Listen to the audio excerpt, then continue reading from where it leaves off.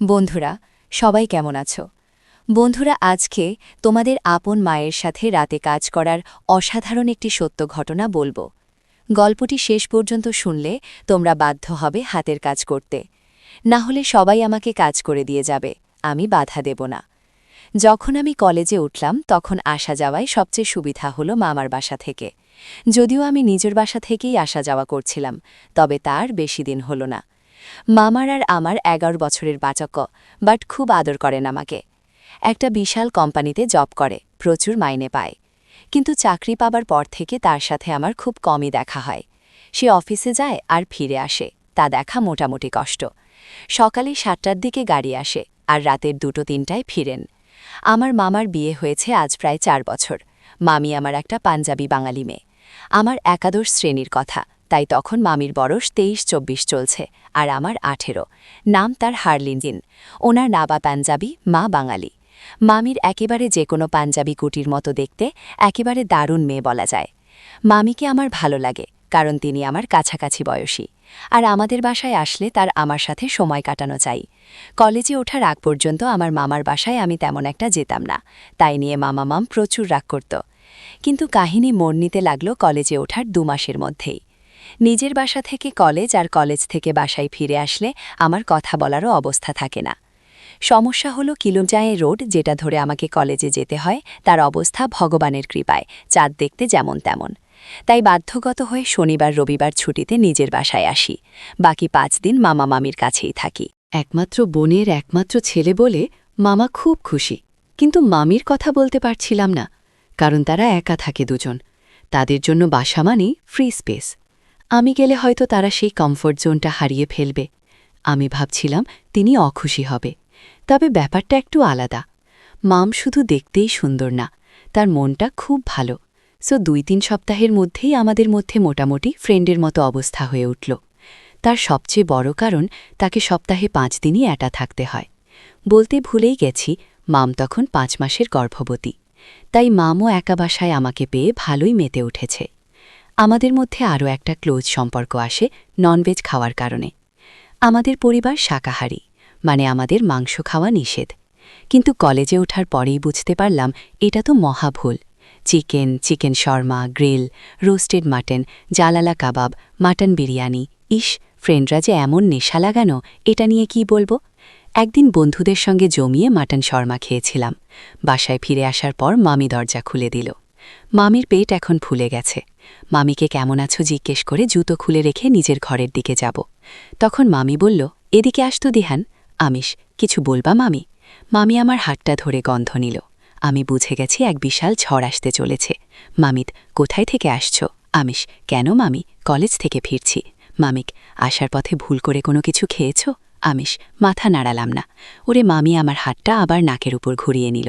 মামিক, কয়লাতে পোড়া মাটন, খুব মজা হয়েছে খেতে, তাই না?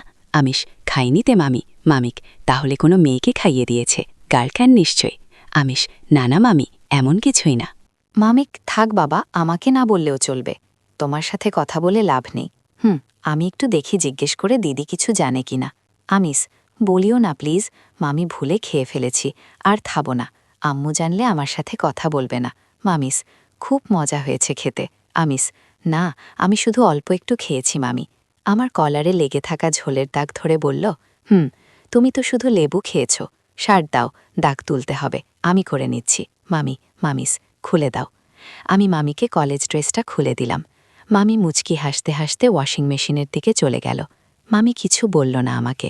সেদিন আর কিছু জানতে পারলাম না। আরও কয়েকদিন পর মামি হুট করে এসে বলল, দিহান, একটা কাজ করবা, কিন্তু কাউকে বলা যাবে না। আমিস, মামিক, প্রচুর ইচ্ছে করছে ননভেজ খাওয়ার। মামিক, এভাবে তাকাচ্ছ কেন? প্লিজ আমিস, আমি মামাকে বলে দিই।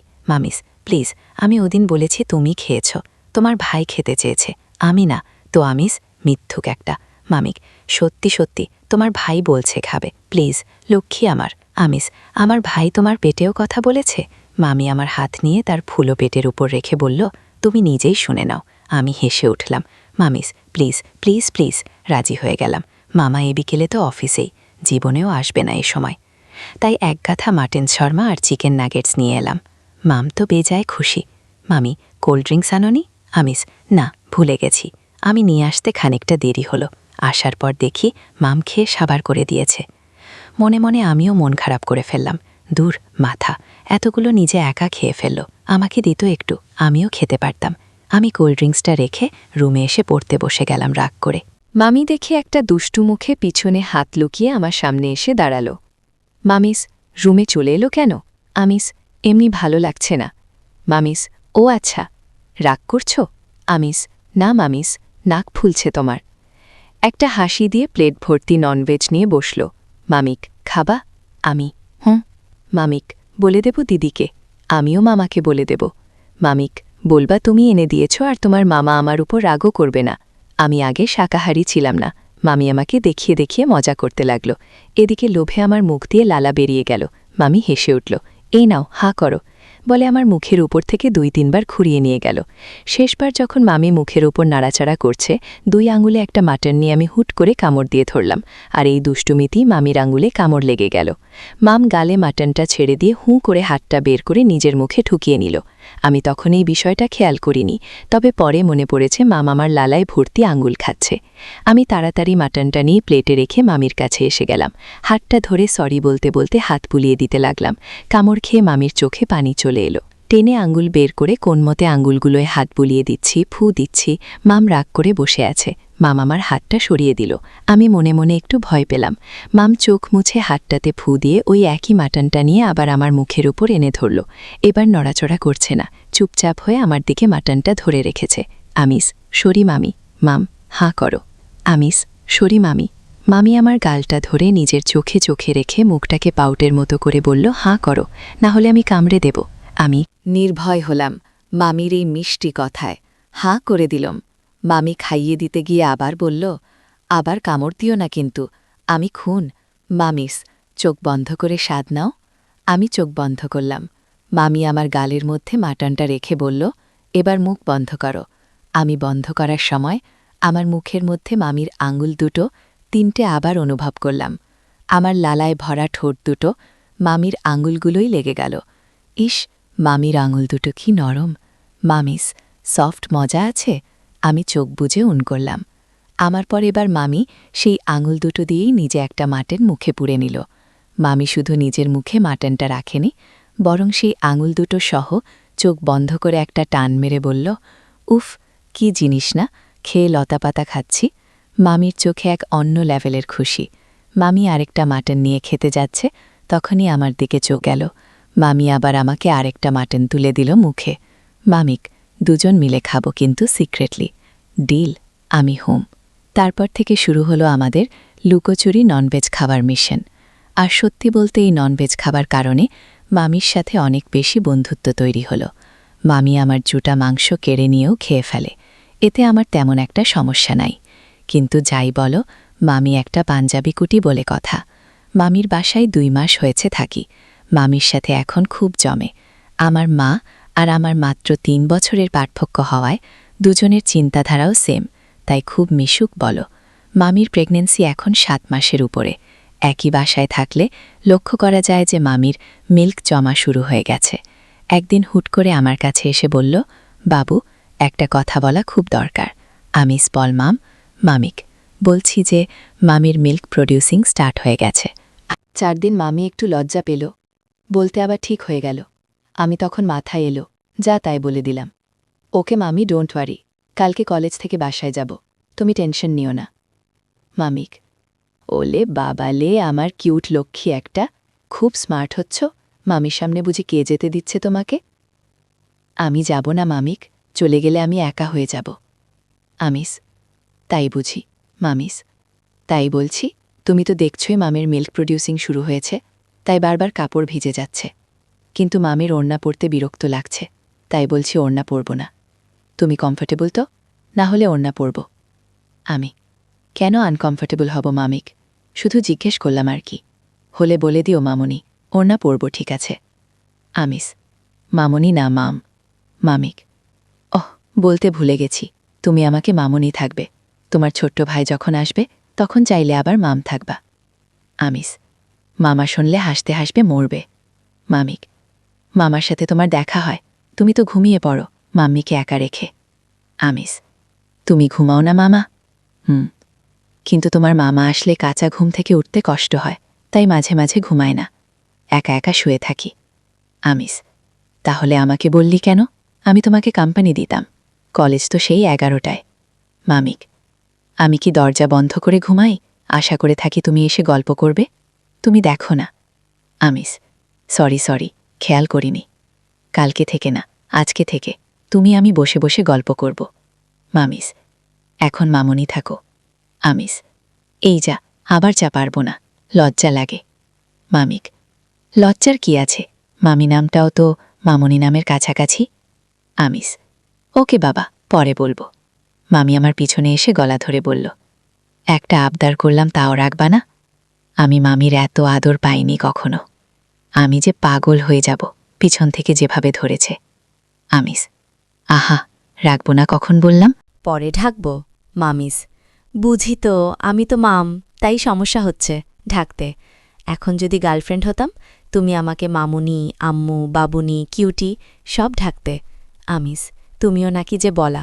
মাম গলাটাকে আরও জোরে গালে নাক ঘষে বলল, প্লিজ মামুনি থাকো প্লিজ, খুব ইচ্ছে করছে মামুনি শুনতে। আমিস, ডাকি মাম? আমার গালে কামড় দিয়ে বলল, প্লিজ মামুনি ঢাকো, না হলে গালটা কামড়ে খেয়ে শেষ করে দিব। গার্লফ্রেন্ডের জন্য কিছু রাখব না।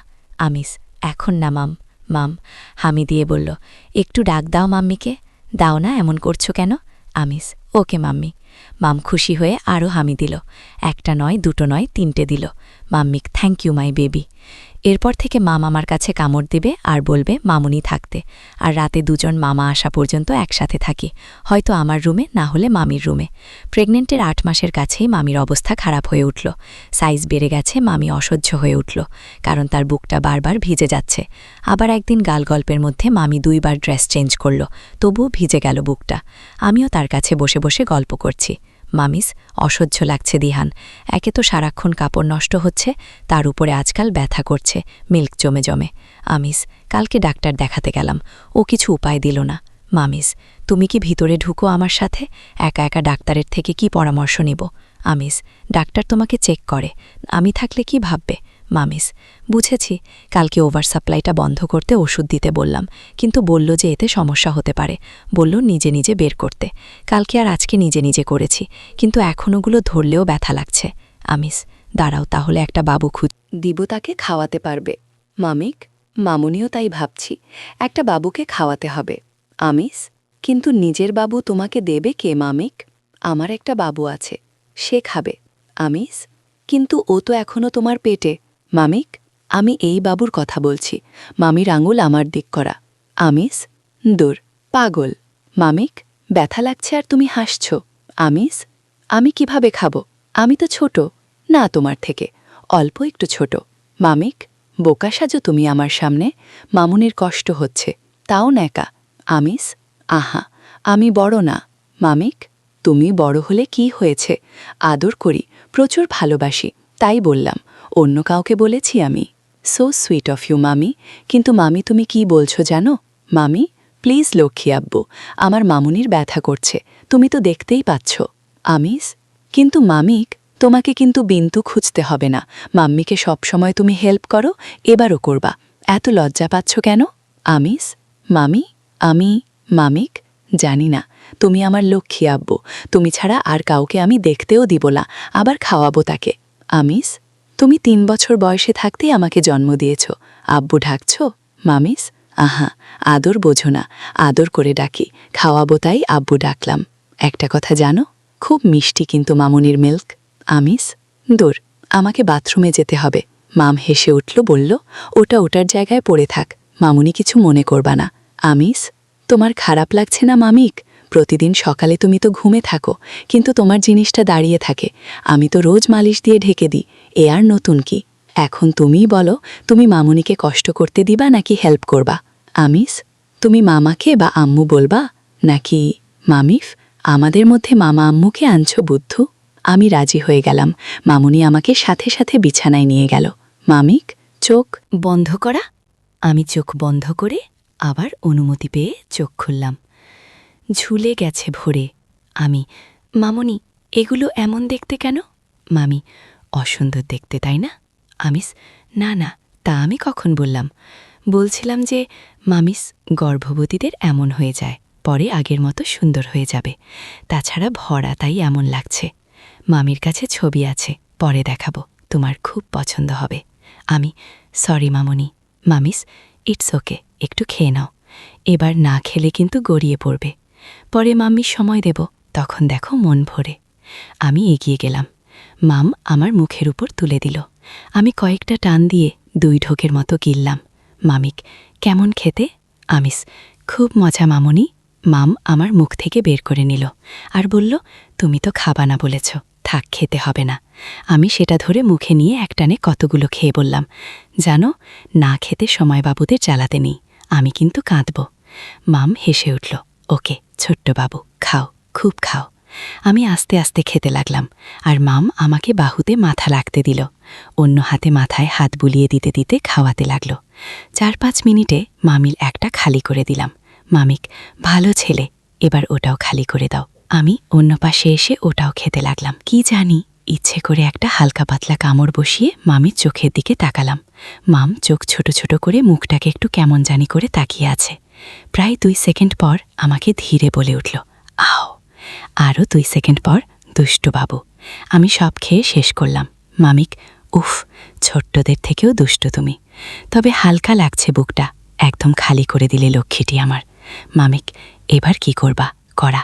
আমিস, তোমার খারাপ লাগবে না আমি ওগুলো নিয়ে দুষ্টুমি করলে? আমিস, মামুনি বাথরুমে যাব। মামিস, আহা। চুপচাপ শুয়ে খেলা করো, শুধু খালি বাজে ধান্দা তোমার। আমিস, আচ্ছা একটা কথা জিজ্ঞেস করি মামি। আমিস, তুমি মামাকেও খেতে দাও? মামিক, এগুলো তো তারই।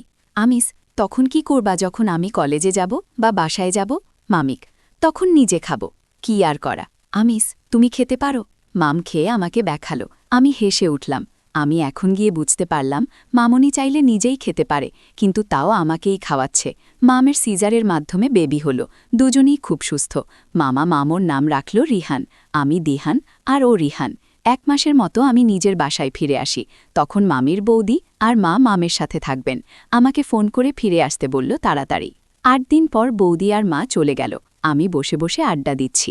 মা মামাকে দাঁড়াতে বলল। আমি দাঁড়ালাম। মামি দাঁড়িয়ে কাছে টেনে ধরল আমাকে। আমিও কাছে টেনে ধরলাম। মামিক, সেই কবে থেকে তোমাকে কাছে টেনে ধরতে ইচ্ছে করছে? আমি আজ প্রথম মামিকে হামি দিলাম। মামি প্রথমে একটু মুখ তুলে অবাক চোখে তাকালো, আবার একটুতেই খুশি মুখ করে আমাকে হামি দিল। মামিক, 6 মাস লাগলো একটা দিতে। ভীতু। মামি গলায় হাতগুলো টান টান ধরে করে বলল, খাবা? আমিস, এখনও খেতে দিবা? মামিক, আমিস, রিহানের কম পড়বে না? মামিক, না, পড়বে না। আমার 2টো বাবু আছে, 2টো বাবু খেতে পারবে। তুমি তো জানোই মামুনি, তোমার জন্যও রাখি। আমিস, ইস মামুনি, তুমি আমাকে সবসময় জ্বালাতে এসব বলো তাই না? টপটা খুলে নাও। আমিস, মামিস, জ্বালাবো না বাবা, শুধু খেতে দিবা।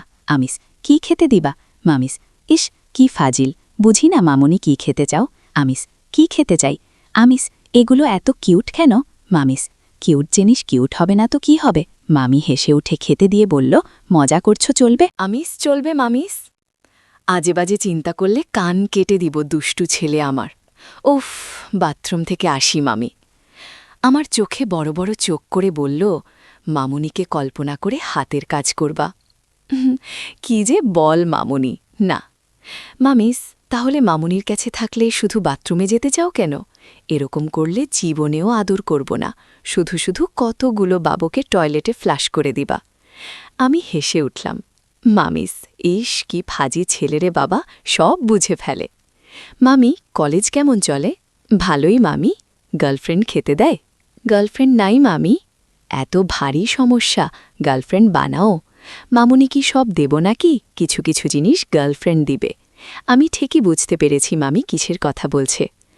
গার্লফ্রেন্ড আবার কি দেবে মামি? খেতে দিবে। ও আচ্ছা, কিন্তু এখন হুট করে কোথায় পায় গার্লফ্রেন্ড বলো তো?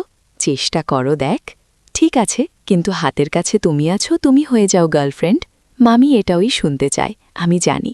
সখ্য তো মামিকে গার্লফ্রেন্ড বানাবে ভয় ভয় করে না। ওটা তো হবু গার্লফ্রেন্ড, অলরেডি জানে মামিস। এই দুষ্টু ছেলে, মামুনি বুঝি তোমার হবু গার্লফ্রেন্ড? হ্যাঁ, পার্মানেন্ট বানাতে চাই, হবা? মামিস, সখ্য তো। প্রপোজ করব মাম। গলায় রাখা হাতগুলোকে আশকারটি মোচড় দিচ্ছে, মনে হয় ভাবছে, বলল, না থাক, লাগবে না, এমনিতেই পটে গেছি। গার্লফ্রেন্ড হব, কিন্তু কাজ হবে আরও পরে, সেলাই একদম শুকিয়ে যাক তারপর। সত্যি বলছো মামি? তোমাদের 2 ভাইয়ের দিব। মামি রাতে বাবুকে ঘুম পাড়িয়ে আমাকে ডাকতে এলো, ডিনার করবে বলে। দুজন ডিনার করে টিভি অন করলাম। মামা এখনও আসেনি। মাম পাশে বসেছিল, কিন্তু আমাকে সোফার কোনায় আধা শোয়া করে নিজে মাথা রেখে দিল। আমি দুষ্টুমি করতে শুরু করে দিলাম। মামিক, এই দুষ্টু হাত দিচ্ছে কেন? আমি একটু খেলব। তাই, মামিজ, এগুলো তো তোমার মামার। আমিজ, কিন্তু তুমি তো আমার। মামিজ, আহা ন্যাকা। আমি, তোমার কখন হলাম আমি? তুমি আমার না মামি। তোমার কিন্তু। আজই তো জিএফ হলাম, আজই নিয়ে যাবা। আমিজ, কি করব বলো? জিএফেরগুলো কি সুন্দর আর কি তুলতুলে। মামিজ তেল দিচ্ছে। আমিজ, বললে মালিশ করে দিব তেলগুলো দিয়ে। মামিজ, বাব্বা, ওকে বাবা খেলো, কিন্তু জোরে দিলে বেরিয়ে কাপড় নষ্ট হয়ে যাবে। আমিজ, ডোন্ট ওয়ারি, আমি নিজের হাতে চেঞ্জ করিয়ে দিব। মামিস, এই দুষ্টু ছেলে, একটা চুপি খেলো। মন ভরে আজ মামা আসার পরও জেগেছিলাম। আরও 15 দিনের মতো কাটল। মামির কাটা দাগ শুকিয়ে গেছে, এবার আস্তে আস্তে দাগটা মুছে যাবে। আজ আবার সকালে মালসের নিচে দিয়ে কাউকে ওপর আসার শব্দ পেলাম। মামি আসছে নিচে দিয়ে, এসে গলা শুলে গেল। আমি জিজ্ঞেস করলাম, রাতে ঘুমাওনি? মামিক, তুমিও তো ঘুমাতে পারোনি। রিহান সারা রাত কান্না করল, সকালে ঘুমিয়েছে। আমিস, মামা? মামিক চলে গেছে। ঘণ্টাখানেক মামিকে আমার ওপর নিয়ে ঘুমালাম। তখন হুট করে রিহান কেঁদে উঠল। মামি আমার ওপর থেকে উঠে চলে গেল। একটু পরে কান্না বন্ধ হয়ে গেল। মামিস, লক্ষ্মী, এখানে চলে আসা। মামি ডাক দিল। আমি গেলাম ওনার রুমে। মাম ইশারায় কাছে যেতে বলল। আমি মামির পাশে শুয়ে গেলাম। তারপর 3 জন দুপুরে ঘুম থেকে উঠলাম। মামি আমাকে কে তুলল। মামিস, উঠো, ক্ষুধা লাগেনি? আমি উঠে দেখি রিহান খাচ্ছে, লোভ সামলাতে পারলাম না। মামিও বুঝতে পেরেছে আমি ঘুম। আজ 7 সকালে আমাকে ঘুম থেকে উঠাতে এসে বলল, আজ নাকি নতুন কিছু দিবে। আমি তো উৎসাহী হয়ে বসে আছি। মাম কি করছিল জানি না, আমি বসে আছি। মামি হুট করে এসে আমাকে টেনে তুলে বিছানায় ফেলে দিল। মাম মাথার চুলগুলো পিছনে বাঁধল, আমার ওপর উঠে গেল। রিহানের 3 মাস পূর্ণ হল। মামির দাগ মিলিয়ে গেছে মোটামুটি। আমি একদিন চেয়েছিলাম একটু এগোতে, কিন্তু মাম বলল আরেকটু অপেক্ষা করা। আমি জানি অপেক্ষা করলে এ সুখ জান্নাত হবে, তাই মামুনির কথা মান্য করলাম। আজ সকাল থেকে মাম খুব সেজেগুজে আছে। হুট করে মিনিস্কার্ট একটা আর সারা টপ পরেছে। আমি ওকে বাসায় এমন দেখি না। দাবকে ঘুম পাড়িয়ে আমার কাছে এলো, হাত ধরে বলল, আজ সব হিসাব বুঝিয়ে দিব।